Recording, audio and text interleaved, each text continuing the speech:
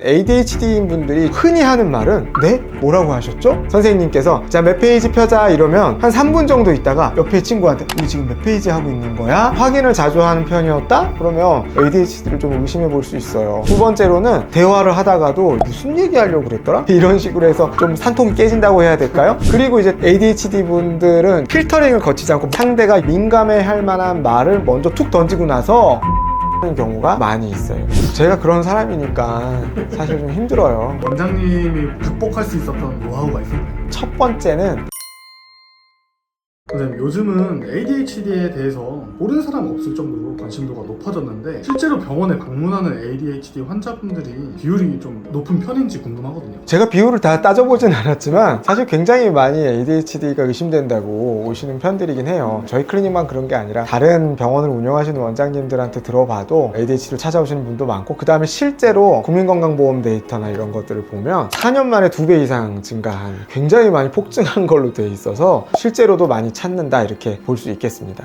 그럼 그런 ADHD를 가지신 분들이 병원에 내원하면 딱 봤을 때 티가 날까요? 아, 그럼요. 특히 정말 결정적으로는 말을 하면 티가 나는 그런 부분들도 굉장히 있습니다. 오늘 그래서 ADHD 분들이 갖고 있는 언어의 습관 이런 것들에 대해서 좀 얘기 드려보려고 합니다. 그러면 우선 ADHD를 모르시는 분들은 거의 없겠지만 그래도 한번 확실하게 정리를 내려주시고 가면 좋을 것 같아요. ADHD란 무엇인가요? ADHD, 주의집중력 결핍 과잉행동 장애라는 진단이고요. 자세히 설명드리면 집중력이 조절이 잘 안 된다입니다. 그래서 자기가 좋아하는 건 과몰입을 하는데 싫어하는 건 또 너무 싫어해서 잘 집중 못하고, 그런 성향들. 그리고 과잉활동성이라고 해서 가만히 있는 게 힘들거나 혹은 머릿속에서 끊임없이 이렇게 생각이나 이런 것들이 많고 깜빡깜빡 까먹고 할 일 잘 안 하고 미루고, 예를 들면 이런 증상들. 그리고 마지막으로 충동성, 이제 뭔가를 참기가 굉장히 힘들다. 감정 혹은 자신의 욕구, 자기의 충동 이런 것들을 참는 거, 조절이 굉장히 좀 어려운 그런 질환이고, 그런 것들이 자신의 삶에 굉장히 많은 영향을 줘서 상당히 어려움을 주는 정도가 되면 ADHD라고 진단할 수가 있습니다. 우리가 이제 흔히 ADHD라고 하면 노홍철 씨 이런 분들 떠올리긴 하는데 그게 ADHD의 모든 것을 다 대표하지는 않아요. 그리고 또 금쪽 같은 내 새끼 거기서 보셨던 그런 것들이 이제 ADHD를 좀 대표하는 이미지인데, ADHD는 그런 분들만 있는 게 아닙니다. 굉장히 조용하고 내향적이거나 말수가 별로 없는 그런 ADHD도 있어요. 사람들 앞에서 막 말 많고 가만히 못 있고 막 이런 게 아니라 가만히는 있는데 혼자서 딴 생각하고 있거나, 수업을 듣거나 뭐 일을 할 때 공부를 하고 수업을 듣는 것 같이 보이고 있는데 사실 속으로는 딴 생각을 하고 있거나, 또 이제 막 돌아다니거나 막 가만히 못 있거나 화내거나 이런 건 잘 없는데 뭔가 한 박자가 늦어. 그리고 이제 물건 잘 잃어버리고 할 일 자꾸 까먹고, 이제 이런 것들이 주가 되는 그런 ADHD도 있습니다. 그러면은 본인들이 ADHD인 걸 알기가 쉽지 않잖아요. 그래서 ADHD들이 흔히 하는 말이나 언어 습관은 어떤 것들이 있을까요?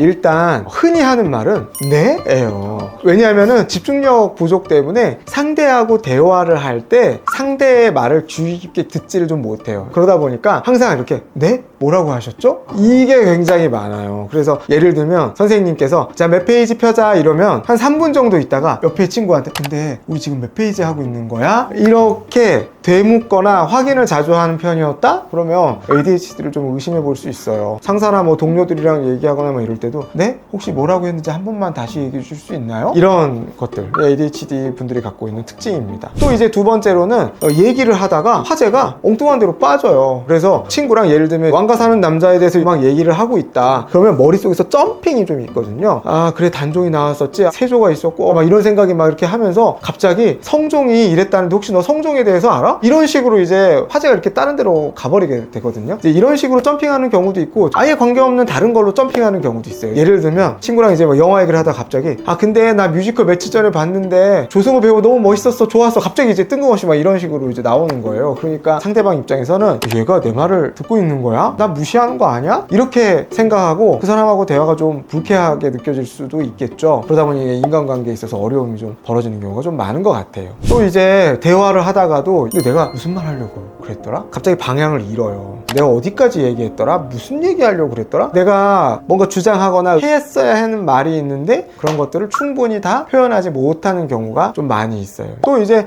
ADHD 분들의 대화의 특징은 공감 능력의 부족 혹은 어려움이거든요. 아무래도 ADHD 분들 자체가 감정의 폭 자체가 커요. 그래서 좋을 땐 되게 좋고 안 좋을 땐 또 되게 안 좋고 중간지대에 잘 머무르지 못하고 휙휙 바뀌고 그런 특성들이 있어요. 그리고 감정 자체에서도 상대를 이해하기가 좀 어려워서 약간 자기중심적인 생각 혹은 자기중심적인 감정 이런 부분들 때문에 상대의 마음에 공감을 좀 하기 어려워한다는 특성이 좀 있어요. 그래서 예를 들면 누가 이렇게 얘기를 했을 때 근데 그거는 그거 아니잖아 이런 식으로 해서 좀 산통이 깨진다고 해야 될까요? 혹은 상대 입장에서는 저 사람이 날 정말 이해를 잘 못하는구나 이렇게 느낄 가능성이 좀 크지요. 그리고 이제 또 뭐가 있냐면 하지 말아야 될 실언을 굉장히 많이 한다는 겁니다. 마음속에만 품고 있고 굳이 하지 않아도 되는 그런 말들이 있어요. 사회생활을 하다 보면 상대에게 조금 맞춰줘야 될 때도 있는데 ADHD 분들은 충동 조절에 어려움이 있어서 머릿속에서 탁 뭔가가 떠올랐을 때 그거를 필터링을 거치지 않고 먼저 이제 나오게 됩니다. 그래서 상대가 민감해 할 만한 말을 먼저 툭 던지고 나서 아차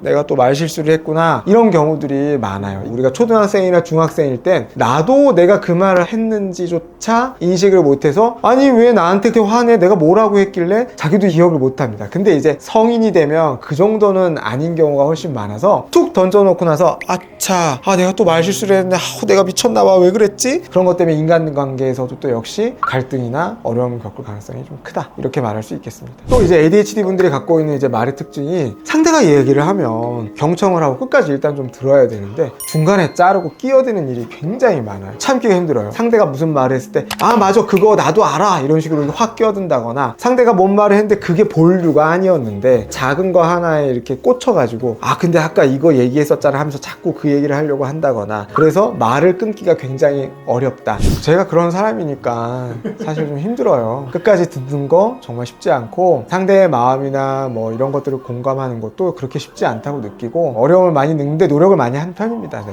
그래도 어쨌든 사회생활도 해야 되고 관계도 맺어야 되고 하잖아요. 원장님이 극복할 수 있었던 노하우가 있었나요? 첫 번째는 인식입니다. 내가 말 실수를 한다라는 거 혹은 말 실수가 있을 수 있다라는 거에 대해서 제가 어렸을 때는 아까 설명했던 것처럼 내가 언제 그랬는데? 내가 그렇게 얘기한 거 아닌데? 나 그런 의도로 얘기한 거 아닌데? 이러고 이제 상대랑 많이 말싸움이 붙거나 갈등이 좀 심했어요. 근데 이제 지금은 그래 내가 실수했겠지 이렇게 인식을 하고 웬만하면 상대가 뭔가 얘기를 했을 때 내가 무의식 중에 나도 실수한 것 같다 미안하다 죄송하다 이렇게 먼저 사과를 하게 되는 편이거든요. 그래서 첫 번째는 내가 결점이 있을 수 있다는 거에 대해서 인식하는 게 첫 번째인 것 같아요. 그리고 두 번째는 대화를 할 때 상대의 얼굴을 보는 겁니다. 상대의 눈, 상대의 표정을 살피는 거예요. 저도 예전에 어렸을 때 대화를 할 때 상대를 잘 안 봤습니다. 아마 ADHD인 분들 중에 이런 얘기 하시는 분들 꽤 많은데 상대의 얼굴 보는 게 좀 불편하다고 느끼는 경우가 많아요. 저도 사실 상대의 얼굴이나 눈을 쳐다보는 게 아직도 편하지는 않아요. 불편해요. 근데 정신과 의사로서 계속 살아가다 보니까 노력을 하는 것 뿐이지 사실 처음엔 굉장히 많이 불편했습니다. 근데 커뮤니케이션이라는 건 말 자체는 그렇게 비중이 높지 않을 수도 있어요. 예를 들면 연인이 괜찮아 갔다 와 이렇게 얘기하는 거랑 급한 일 있으니까 갔다 와야지 오늘은 어쩔 수 없지 괜찮아 갔다 와 이렇게 얘기하는 건 다르단 말이에요. 첫 번째였으면 저 못 가요. 맞아요. 첫 번째였으면 못 간단 말이에요. 그렇게 하면 안 된단 말이에요. 문제는 ADHD인 분들이 주의 집중력 문제나 이런 부분들 때문에 상대의 얼굴이나 표정을 잘 안 봐요. 대화를 할 때도 딴 데 보고 상대 하는 말만 들어요. 괜찮아만 듣는 거예요. 하지만 커뮤니케이션은 적어도 비언어적인 커뮤니케이션이 40%는 된다. 상대의 표정, 어투, 태도, 억양 이런 것들이 정말 중요하기 때문에 불편하셔도 상대를 보면서 대화를 하셔야 된다.